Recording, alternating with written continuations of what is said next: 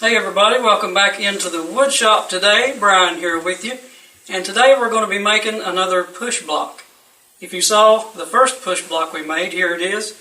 It's good for making through cuts on bigger material, but it's not so good for non-through cuts. And today we're going to make a push block that's good for that.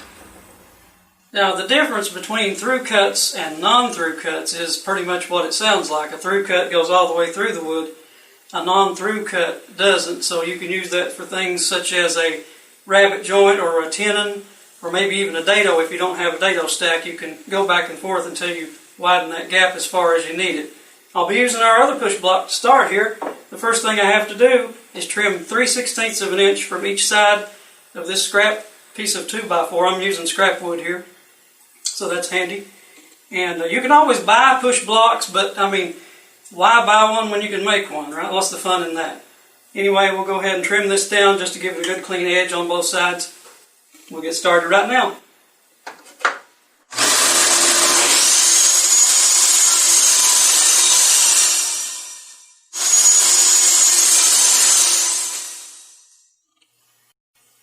Alright, the next thing I'm going to do is the first step in making the handle to this push block. I'm going to rip 1 inch off of only one side of this 2x4. I'm going to leave the round over on the top side.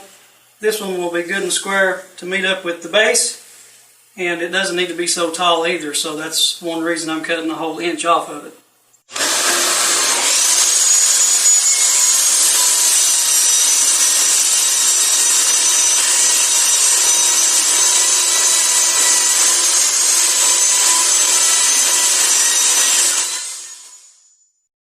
Okay, the best spot in this board seems to be this section right here. I need 5 inches, so I'll go ahead and cut this off. I'll leave the rest of this so I can clamp it to the bench and make it easier to cut out with the jigsaw.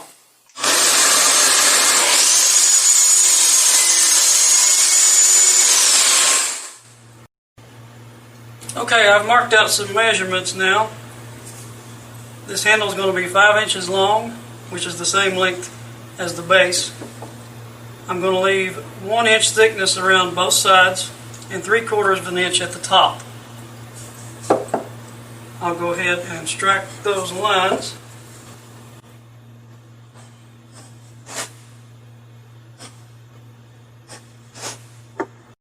Okay, I'm going to make the corners inside and outside the handle rounded, and thanks to the Danish oil we stained our workbench with, I'll be able to make those corners with this can.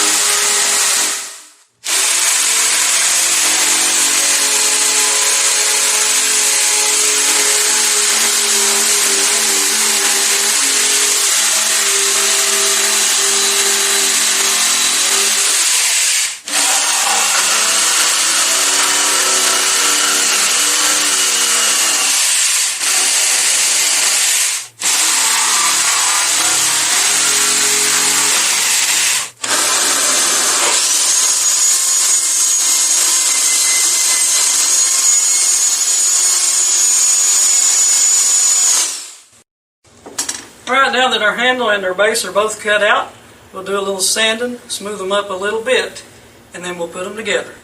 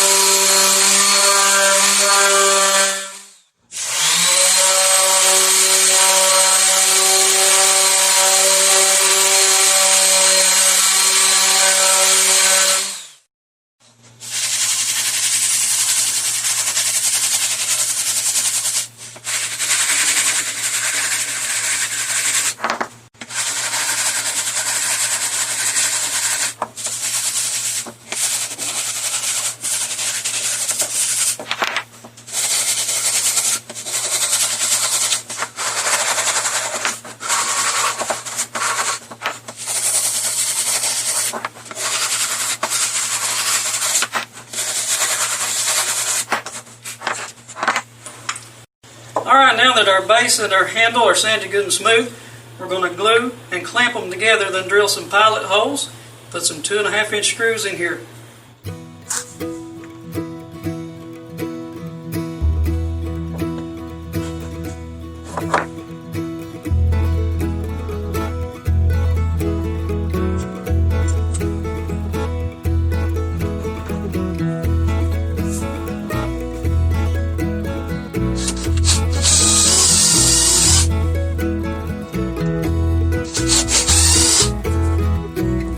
Now to get the countersink hole, I'm going to use a drill bit that's the size of the screw head and run it in reverse.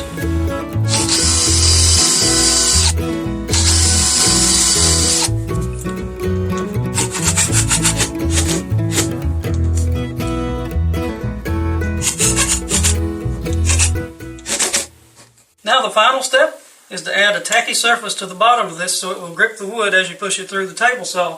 For that, we're going to use this drawer liner material.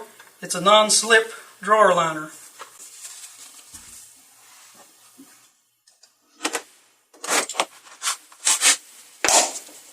Okay, we'll use a little spray adhesive on the bottom of the block, and we'll put some on this too.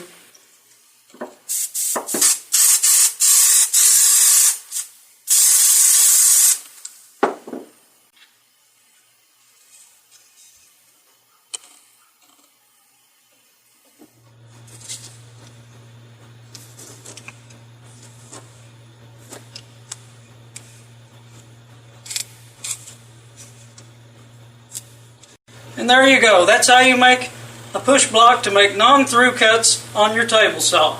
If you want to see one of these babies in action, check out some of our other videos. And make sure to like and subscribe.